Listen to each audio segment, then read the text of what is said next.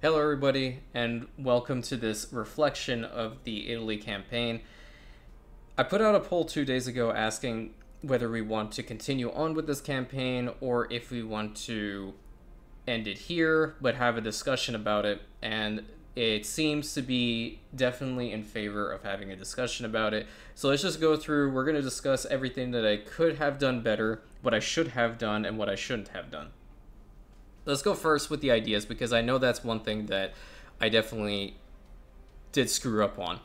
But I'll explain the reasoning behind it. I kind of, from time to time, like to do a little bit of unconventional strats when it comes to my EU4 gaming. I've played this game for a long time, and, to be perfectly honest, I know a lot of EU4 players will also agree with this.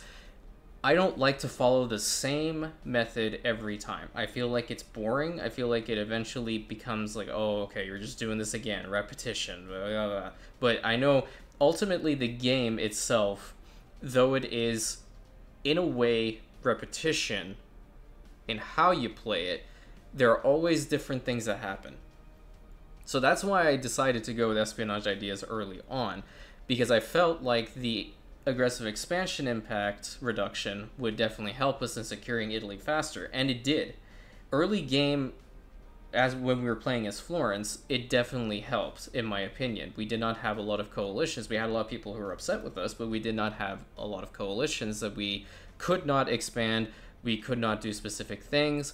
And because we were able to take over Savoy and release Milan, we were able to take a lot of their provinces and reconquer them from the Venetians, and then also one province being returned by the French.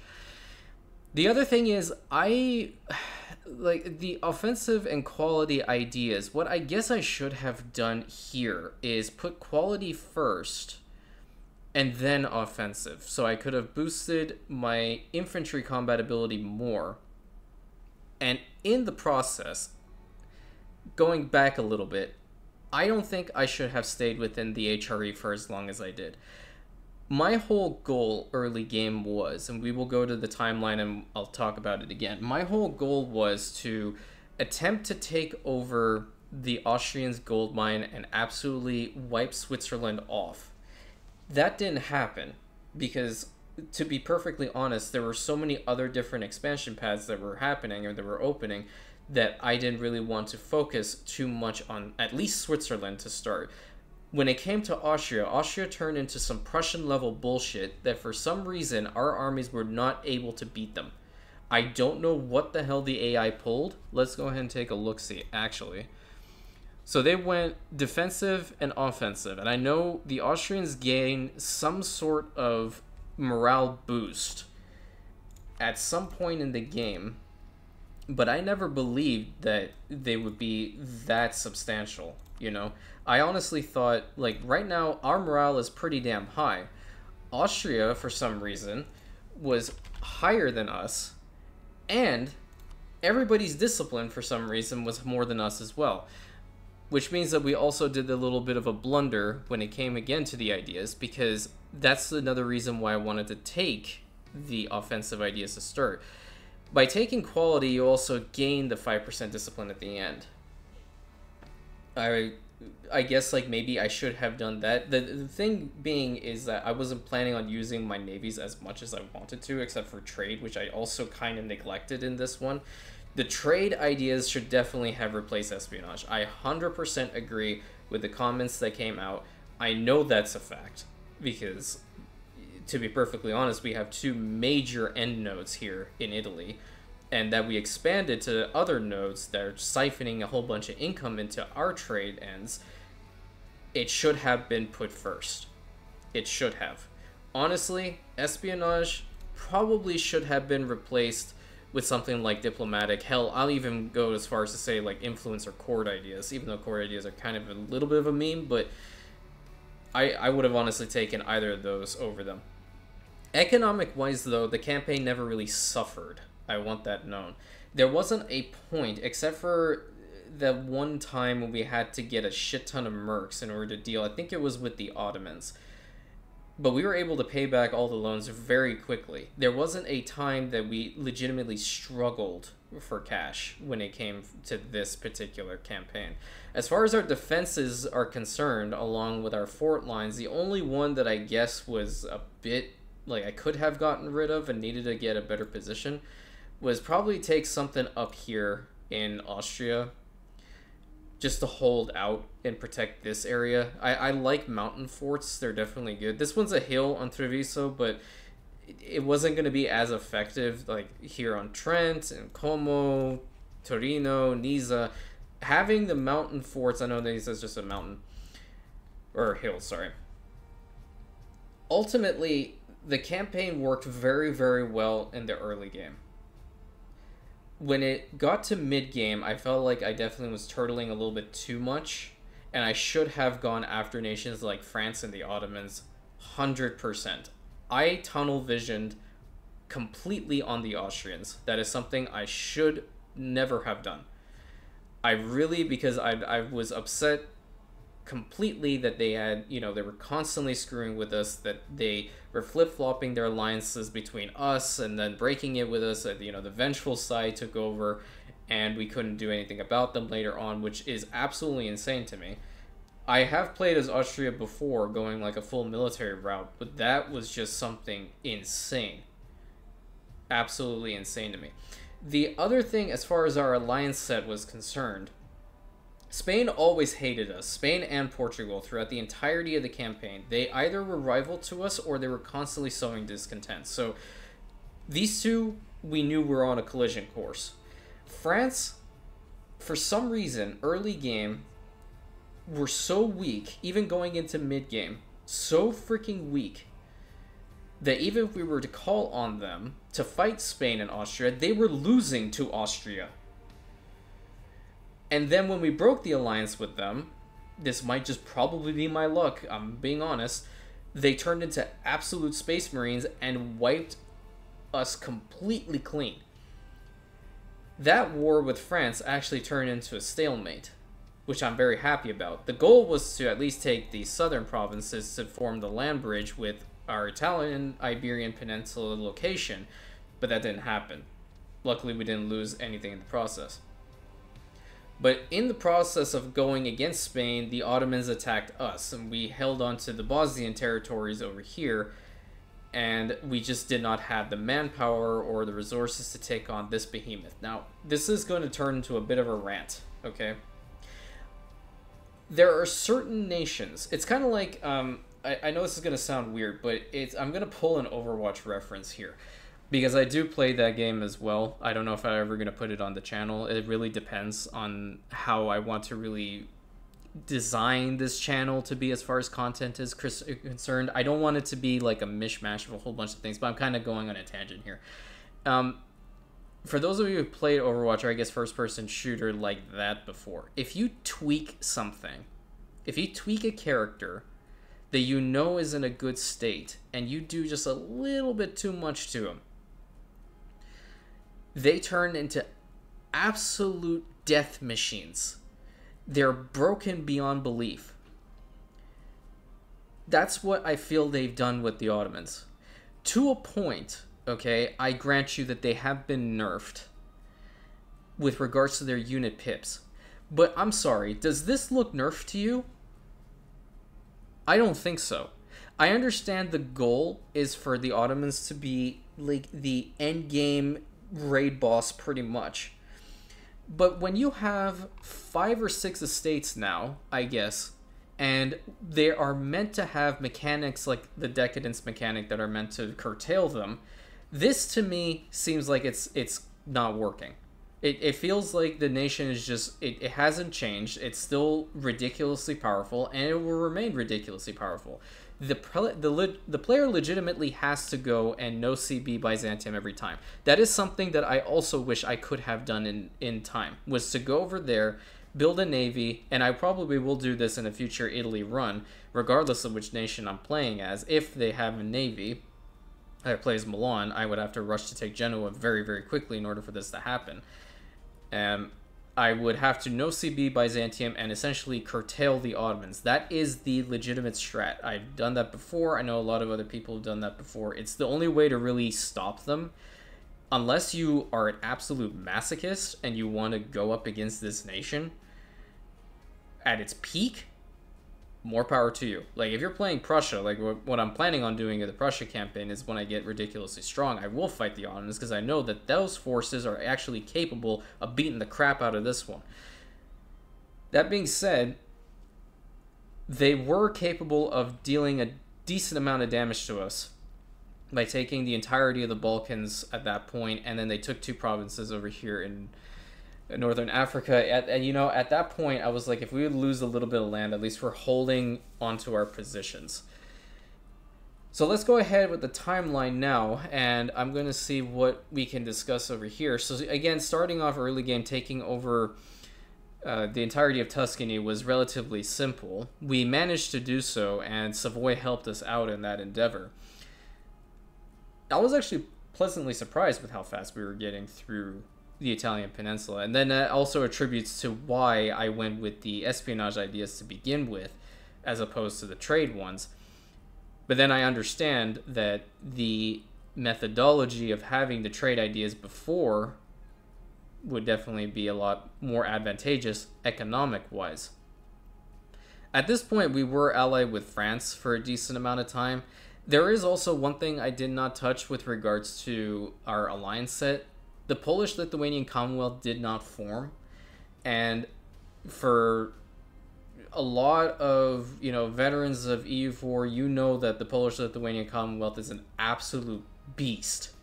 It is an absolute beast of a nation with its cavalry. They didn't form. Poland and Lithuania were allied, and no Commonwealth came. Poland by itself, I guess, is not a bad nation either. It's one nation that I don't really play. I kind of just always use Poland as a means to an end. I don't like to actually play them. So I was a bit upset at the fact that they didn't, you know, unify into the Commonwealth, because if that had happened, then the Commonwealth would definitely have been able to do a lot more damage against the Ottomans and a lot more damage against the Austrians. At this point in the campaign, this is where the Austrians really started to get very powerful. And Spain, big chillin' over in this little corner, was constantly sowing dissent against us.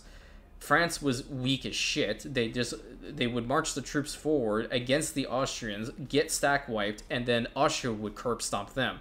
So we essentially fought them to a standstill. We couldn't get much except for like one sliver of territory to landlock them. At this point, by taking additional bits from Austria and later wars against Spain primarily, we were able to release Bosnia, and with some reconquest corps, we did take a decent chunk of what Bosnia used to own. And at this point too, like, the campaign was very, very stable. We were on the upwards trend, and the only thing that was concerning me was the fact that Austria, of all nations, was still being able to beat us militarily. I figured by constantly taking out the bigger guys, we could have done something a bit more, I guess, tactful in going after the Ottomans as opposed to dealing so much with Austria. Because I believe I mentioned this a little bit earlier. I tunnel vision on Austria, and for some reason, it was more so because they were constantly flip-flopping their alliance set between us and breaking it. So it was upsetting me. I didn't feel like I wanted to keep them as an ally any longer, and it was just annoying altogether. So we eventually did form an alliance with Austria, thinking that, oh, that's going to be great because the French were not doing so hot with being our ally. And a war with France actually turned into a stalemate because out of nowhere, the French turned into absolute space marines and beat the living hell out of us. So I guess at this point in the campaign, this is getting our height. We did lose some territory again to the Ottomans, obviously in Bosnia and then in North Africa. Portugal also became an insanely strong, powerful nation, but they did not upgrade their forts on, I think, Ivoria and Lisbon. Both of them were the level 2 forts, so in fighting Spain, we were able to knock Portugal out very quickly because they always would shove off their units to some other part of the world so we could blitz them down. But you know, at this point, we really couldn't do much. I felt like we could bring the campaign back a little bit by trying to take over the entirety of the Iberian Peninsula. But every time we would fight somebody, another nation would attack us. And whether that was because we didn't have a strong alliance set, more than likely that was the case, or it was just the AI saying, you know what, screw you, you don't get to have any fun, now I'm just going to take everything you have. So by this point in the campaign, Portugal did a blitz war against us, Britain did a blitz war against us, we lost territory, and we essentially have been pushed back to one legion being kept in Italy. That also being said, this might be a hot take, but I was looking again at the Roman Empire requirements. Here's my point of view. I formed the Roman Empire with Savoy a long time ago. Back then, you had to have, I think it was Fez, Tunis, Alexandria, or Cairo. I think it was Cairo. Pretty sure it was Cairo. In North Africa in order to form it, and then you needed to have and own the provinces here, along with having Vienna, London, and York up in here, right? You needed to have a good majority of that. What they've done now, it doesn't really make sense to me. There are certain bits of territory that are like so out of the way, I guess, but like, why in the hell would you want to do that? You have to have 425 owned provinces, and this is, you know, they got rid of trying to take over this region, but, you know, to be perfectly honest, I'd rather do this than try to take over 425 regions arbitrarily like this, okay? It doesn't make sense. Here's what I think. I don't know whether this will happen in this one, because I have a feeling, based off of what the other EU4 content creators have, I don't know, unified and said that, oh, the EU5 is coming out. It may or may not. I don't know. I don't speculate like that. I'm just a player. And I'm definitely not at that point. I don't know if, you know, hopefully I get at that point at some time in the future. But, you know, that's definitely, you know, a lot of work needs to be put in to reach that point. So kudos to them. If you are a specific nation that's a successor state to the Romans, the actual Roman Empire, I feel that the conditions here to form the empire are a bit steep.